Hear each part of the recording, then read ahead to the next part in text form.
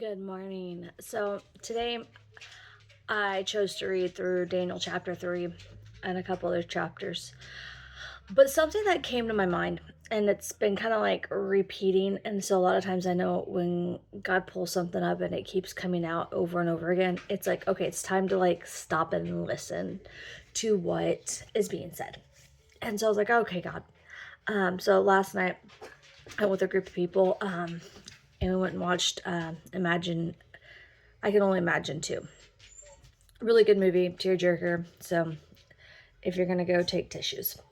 Just gotta put that out there. But anyways, they kind of had mentioned this story that's in the Bible of Shadrach, Meshach, and Abednego, and I think it just really resonates with our walk with Christ. And are we bold enough to say what they said? And that's just what I want to get down to. So chapter 3, verse 16, it kind of gets into it. Just to give you the backstory, if you've never heard this. So all the Jews were captive. They're now in Babylon. That's where they're living. They're living under this king's rule because God allowed them to be taken captive because they were not obeying and they were not walking with him. So also, if you know Isaiah, Jeremiah, they're pretty much prophets that were telling them, like, you're gonna have to live here, you're gonna have to make a family, you're just keep growing, keep multiplying, don't stop multiplying and having people, but you're gonna have to learn how to live in captivity and still succeed and still live for me. Okay, so that's really where it's at, because he wasn't gonna save them instantaneously like he has before. Sorry. So there is King Nebuchadnezzar. He brings these men in. These are three of the men that they brought in that were Jewish. Daniel was one of them also that didn't eat the king's food. So that's kind of the whole backstory on this. So King Nebuchadnezzar is pretty full of himself like all the other kings, and makes this golden statue. And whenever the music plays, doesn't matter what tribe, nation, tongues that you had, you are going to bow down and worship the gold statue. And so some of his uppers were like, hey, we know these Jewish people aren't going to do it, so we're going to say something. And so they did. They said something. They did it with these guys. They do it with Daniel, like further on. But anyways, so now this man is like fury, just in total rage mode. He is so mad that these three men would not bow down. So verse 16, to catch you up. Now, verse 16 says, Shadrach, Meshach, and Abednego replied to the king, King Nebuchadnezzar, we do not need to give you an answer to this question. If the God we serve exists, then he can rescue us from the furnace of the blazing fire. And he can rescue us from the power of you, the king. But even if he does not rescue us, we want you as king to know we will not serve your gods or worship the gold statue you have set up. Then Nebuchadnezzar was filled with rage and suppressed it, and the expression was on his face had changed towards Shadrach, Meshach, and Abednego. He gave these orders to heat the furnace 7 times more than was customary. And the commander commands some of his best soldiers and his army to tie them up and throw them into the blazing furnace.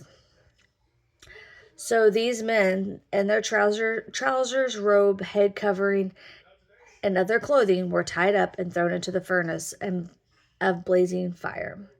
Since the king commanded it so urgent that the furnace was extremely hot, the raging flames killed the men who carried Shadrach, Meshach, and Abednego.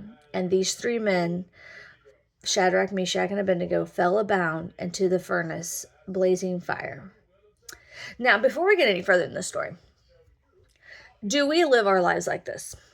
If we are to say no to sin, if we are to say, no, I'm not bowing down to this, even if it would cost us our job, even if it would cost us money or fame or our house or anything, like, are we willing to say, no matter what, it doesn't matter if God saves me from this or not, I'm still not going to do something that's against God. God told us, do not worship anything above me. They held that commandment, and they held that tight. They said, even if he doesn't save us, I'm okay with that. I am okay if I die in that furnace. I mean, they probably knew they could go to heaven. They probably didn't know all of it. Maybe. I don't know. I don't know what all they knew. But do you live your life like that? Do you live and look at it and say, oh my gosh, no matter what? I know we look at people who have cancer and stuff like that, and we're like, oh God, just save them. And I think a lot of it is from a selfish, but we want them still here on earth because we still want to see them and we still want to be around them. Are we willing to say, no matter what, God, you're still good. You are still good. You're still righteous. You still know exactly what's going on. And I think that comes to a point that you have to walk in so many trials and see things torn out of your life. But those things that get torn out, it's not a bad thing. It's actually a good thing. And having money issues or having to just fully rely on God. He says, come to me as a child of the kingdom. Guys, what does a child do? Relies 100% on their parents. Do they need to go out and get a job at the age of 5 to put food in front of them? Not here in this country, right? They have to fully rely on God. They're on their parents, right? They fully rely on us to feed them, to give them drinks, I was going to say water them, but to give them drinks, to make sure they have a shelter. Like, they rely 100% on their parents. Do we fully, that's what they're showing. We're fully relying on God. We don't care. God can let us die. We're great. But doesn't matter. If he takes us off this face, we're still not going to worship you. Do you live your faith like that? Because I know I don't. And I know I need to be a lot more, no matter what. God takes it off the earth, takes me off the earth. I'm still not going to do whatever is against God. I'm just not. I'm not going to willfully walk away or, well, everybody else is doing it, so I guess I need to do it too because, well, I mean, I look at COVID. COVID's a perfect example of this. Oh, government says we need to shut down our churches. I mean, says we're not supposed to obey. If it goes against God, we're not supposed to obey it. Shutting down our church, forsaking the assembly. Oh, but we assembled online. No, you're wrong. You were wrong. We were supposed to still assemble together. I mean, heck, when the flu first came around, people who were Christians were the ones who walked out of their houses and helped people because they said, yeah, you know what? If we get it, we die, we go to heaven. We're okay. These people, we don't know where their security is. Are they gonna, their eternal security is? Are they going to heaven or not? We don't know. And we would rather us die than them so they could learn about Jesus. So now let's go back into this. Verse 24, then King Nebuchadnezzar jumped up in alarm, and he said to his advisors, didn't we just throw 3 men bound up into the fire? Yes, of course, your majesty, they replied. He exclaimed, look, I see 4 men not tied up. Well, first of all, beyond that they would totally incinerate at this point in time, I don't think the ropes withstood the heat. That would be me. But anyways, he goes... He's like, I see 4 men not tied walking around the fire unharmed.